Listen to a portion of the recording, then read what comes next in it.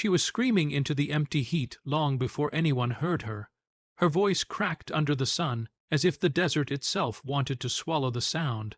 Maggie Doyle hung twisted on that wooden frame in the middle of the Lincoln Prairie, one leg yanked high by a cruel rope. Her dress torn, her skin scraped raw by dust and splinters. She kept trying to pull her dress down with bound wrist, but every breath only made her shame worse. The worst part wasn't the pain. It was the fear that no one would ever see hers anything except a broken body left for the vultures. She whispered for help even when she knew the desert had no mercy. Prescott's men had tied her up and rode away laughing, saying the heat would make her confess before nightfall. But there wasn't anything to confess. Only a truth she feared would die with her if no one heard it. A shadow finally moved on the horizon. A rider approached slow and cautious, dust rising behind the hooves.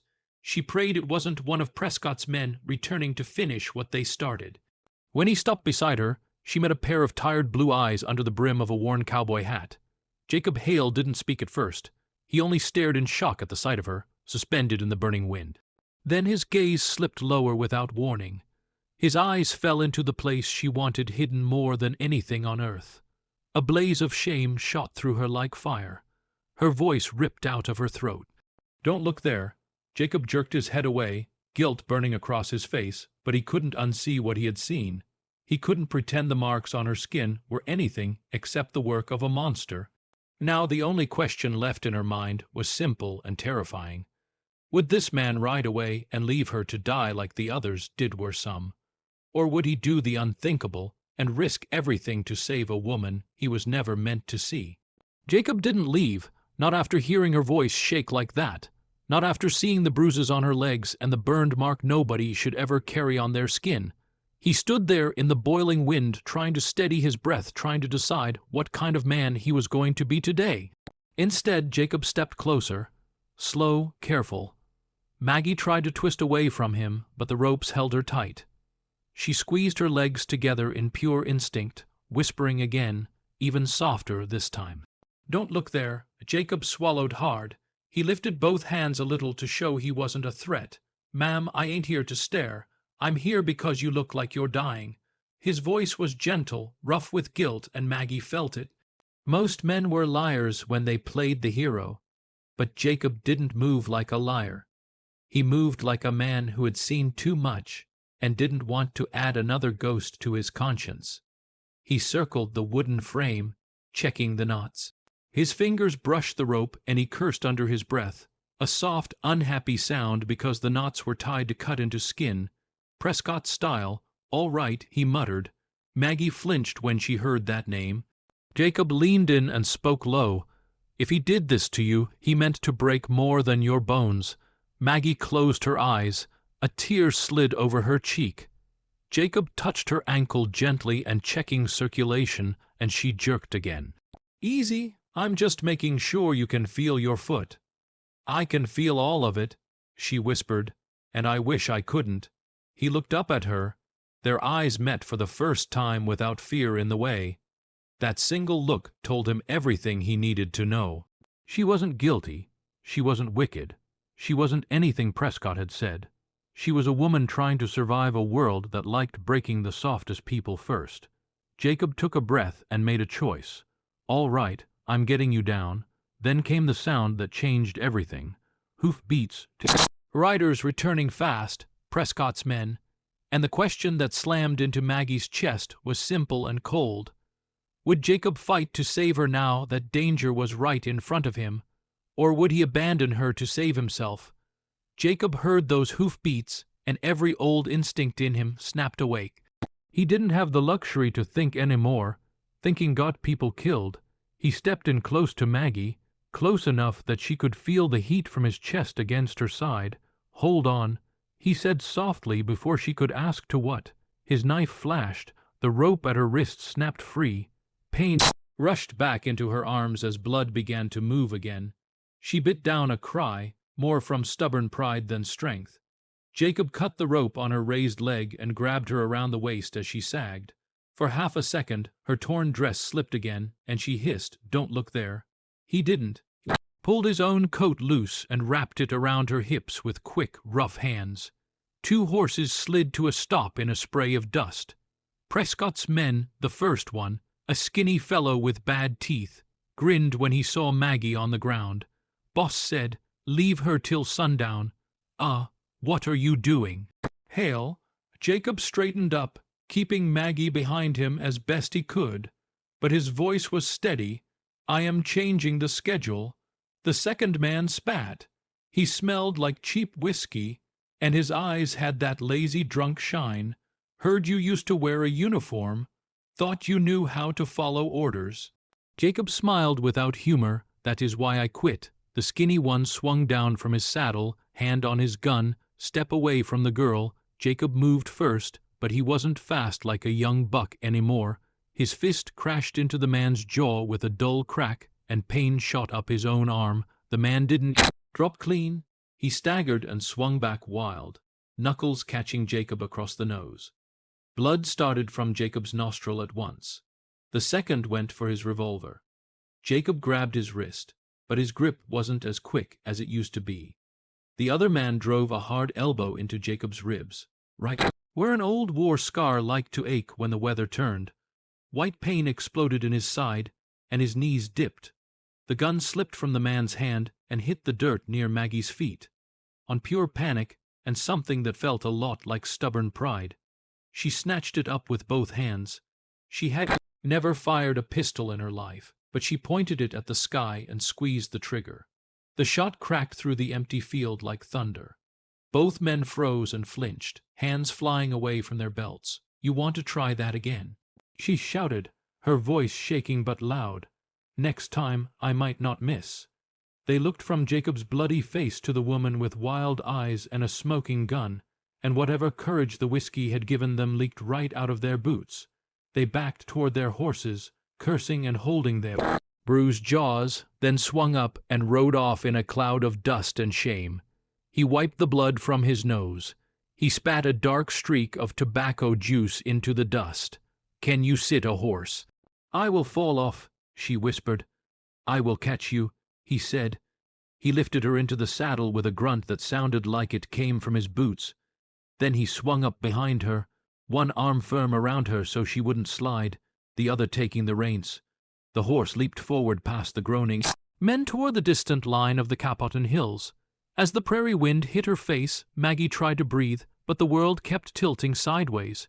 Her fingers loosened in the horse's mane, and her head fell back against Jacob's shoulder. "Stay with me," he murmured, but her eyes were already rolling shut.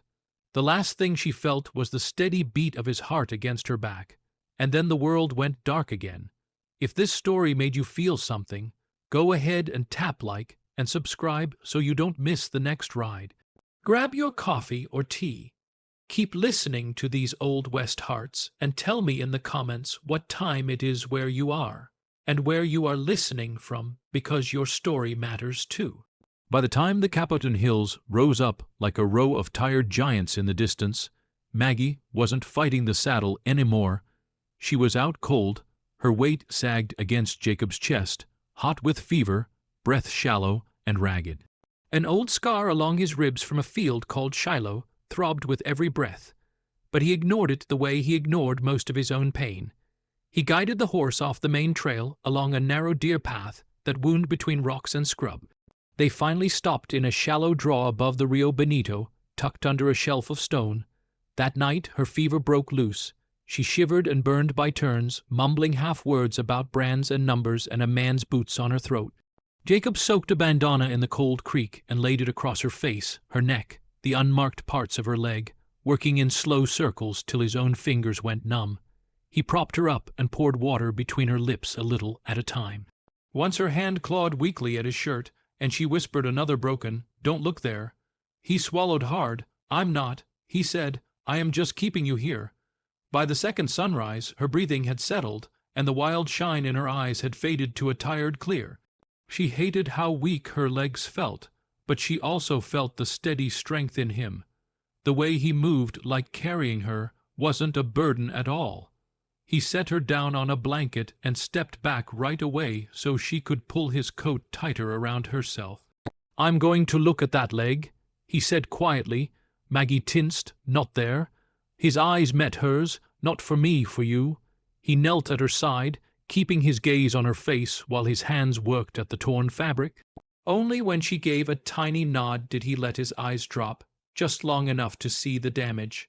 The skin around the brand was angry and swollen, ringed with ugly purple bruises. There was dried blood where the rope had rubbed her raw. He let out a slow breath through his teeth. That man should be in chains. Jacob muttered. That man owns half the cattle in Lincoln. Maggie answered. And the law has supper at his table. She watched his jaw tighten. Is that why he did this to you? Because you saw too much. Her laugh came out bitter and thin. I saw his men cutting other brands off hides. I saw extra cattle on the drive, more than any neighbor reported missing. I told him the numbers didn't add up. He said my eyes were the problem. She swallowed. Next thing I knew, I was tied to that frame, and he made sure the only thing anyone would talk about was my shame, not his theft. Jacob cleaned the wound as gently as he could, using water from his canteen and a strip of clean cloth from his own shirt. Every touch burned, but the care behind it cooled something in her heart. You didn't have to come back for me, she whispered. Maybe not, he said, but I saw what he carved into you. If I ride away from that, I am no better than him. They sat there as the sky turned gold. Two people who had almost been strangers that morning, now bound together by a secret written on her skin. Maggie stared at the fading light and asked the question that had been clawing at her since he cut her down. Jacob, what are you going to do when Prescott comes looking for you because of me? Run or ride back into that town and drag his sins into the sunlight for everybody to see? Jacob didn't answer right away. He just watched the sky bleed from gold to orange as if it were thinking right along with him. When I was young, he finally said, I wore a blue coat and did what I was told. I watched men get hurt because I looked the other way. I promised God and myself I wouldn't do that again. But we aren't riding into Lincoln tomorrow, he added, not with you barely standing and me breathing like an old mule.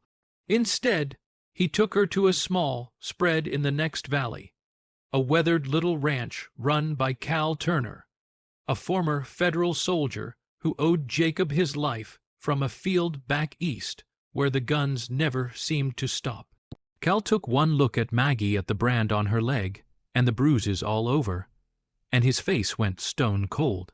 By the next evening, there were 4 more men around Cal's kitchen table, all gray at the temples, all carrying old scars and new grudges against cattle barons who thought they owned the whole territory.